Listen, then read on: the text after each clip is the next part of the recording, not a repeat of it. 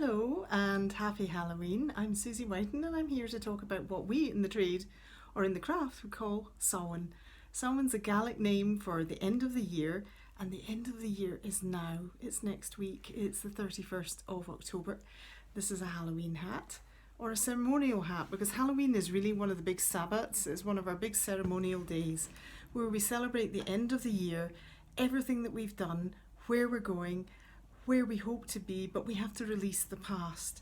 And in order to release the past, we have to go through the dark days of Halloween first.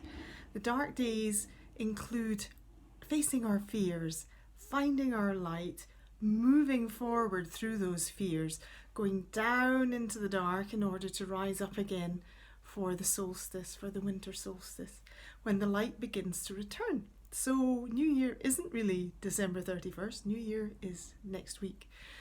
What used to happen in the dark days? Well, either hunters went hunting or cattle were slaughtered. Everything was prepared for winter because winter was, not supermarket time. Winter was having to survive through until the crops appeared after the spring. So you had about 6 months of food stores and 6 months of waiting it out, particularly in the British Isles where waiting it out tends to happen in January and February. So in order to get through Halloween, the ceremonies reflected the fact that the world was getting slower, the world was getting darker. And that's where we're at with Halloween. We get slower and we look at our dark, and then we release our dark and we find our light. By finding the light, we find our spirit path again.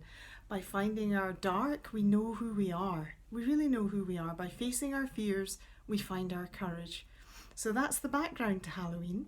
This is my hat. I would have worn it, but it wobbles. So have a happy Halloween and a good Samhain. Look at your dark, face your fears, and find your light.